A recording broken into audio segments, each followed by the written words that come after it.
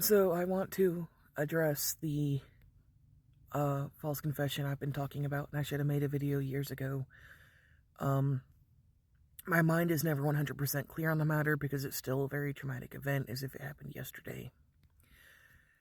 When I was arrested, I was told I don't need to read you your rights, dirtbag, but I was also told that I wasn't under arrest and I was in shock. And I later learned, like the beginning of this year, a friend who had some experience in psychology told me it was post-traumatic tremors that I was experiencing, where I was doing that, and they saw me shaking, and they'd been told from previous encounters with me, because Karen's calling the police on my dogs and my car all the time, so there had been previous conversations, verbally told I am slow with indirectness, and they'd actually experienced it a few times, and Karen's called the cops on my dogs enough that I swear the whole department pretty much had already heard that. So it was knowledge they had prior to the arrest to begin with, and that would be how they knew that I was autistic. And they asked me about where the gun was, and like I was like, well, it lived in between the seats.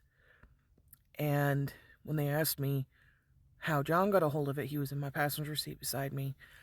And when everything went down, like Justin was trying to come through the window on passenger side where John was at, and he somehow grabbed the Glock from the door panel on the passenger side, and I was bewildered at that moment.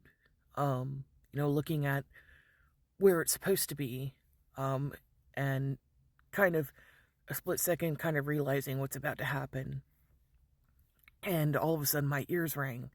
Couldn't hear anything. And I knew what happened. I saw what happened. Now, John didn't just automatically pew him. He was not trigger happy.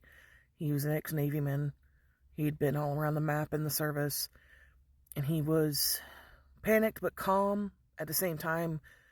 I was just kind of like frozen with a deer in the headlights look, and it was the first time in my life I froze in a bad situation, and I paid for it. And John kind of forgot, like right before and right after. And I'm shaking trying to talk about it. This is another reason I have had trouble making the video. Because I know it's what ruined my life. John forgot right before he picked it up, and then right after it happened, he just had a blank space there. And I remembered everything, but I couldn't hear for a little bit, and I was bewildered, so everything was in slow-mo.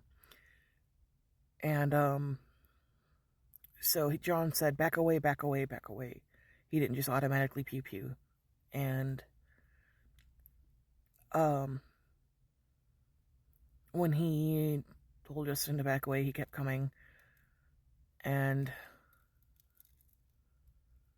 I'm trying, because my brain is trying to freeze up thinking about it. Like, my mind is not letting me remember all of this in one, like, a few split moments. Like, I guess Justin was running around but the car screaming about how he's going to unalive us when he gets out of the hospital, so no, we didn't want to stay in the same spot. John told me they skewed the footage to the fast food place in the courtroom to make us look like we were guilty. And I never entered a courtroom, so I don't even know what was said in our case. My lawyer is more focused on a plea deal, and the funny thing is that lawyer had defended Justin Brown, the guy that tried to unalive us before. So there's a conflict of interest. And,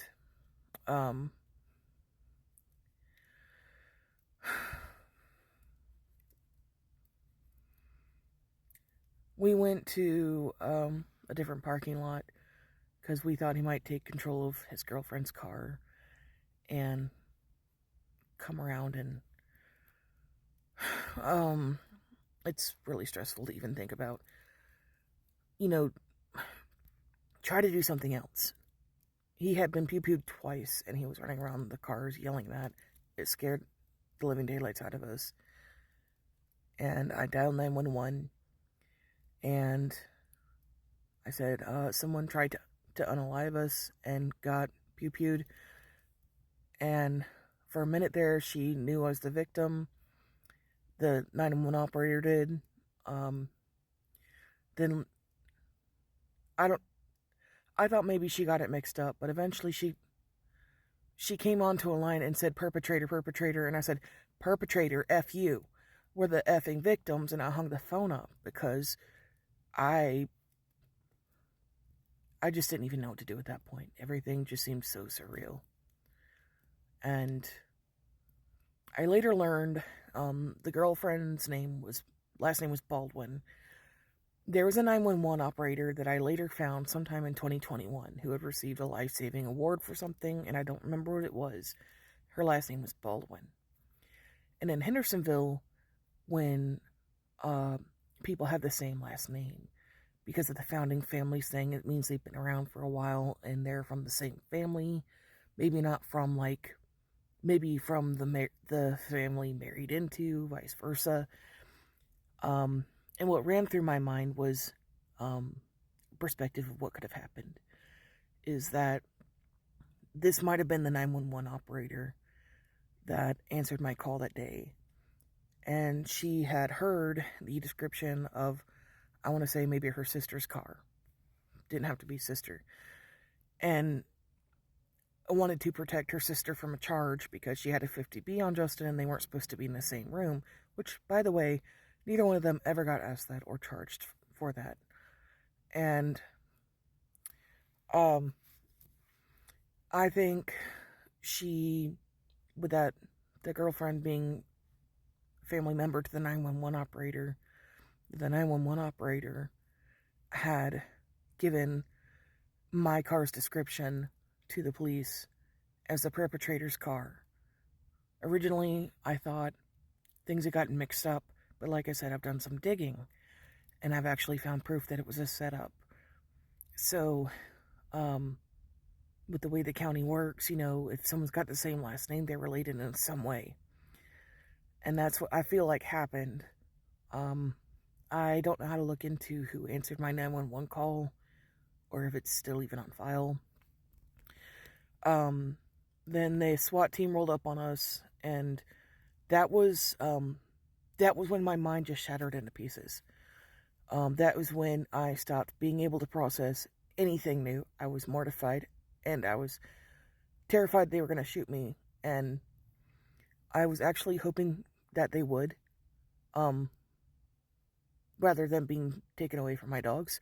And for a moment, I actually thought about making sure that happened, but I thought, I'm the victim.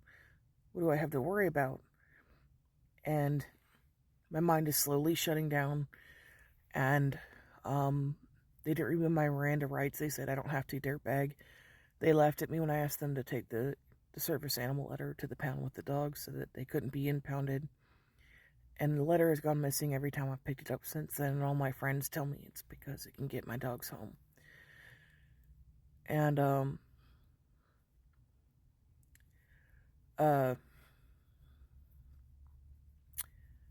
I started shaking, thinking about it again.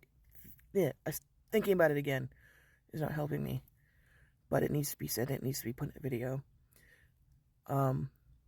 So one of them was almost dislocated both my shoulders, and he was like, one of the officers put me in his SUV, and we get to the police station, and I'll tell you in part 2 what happened after that.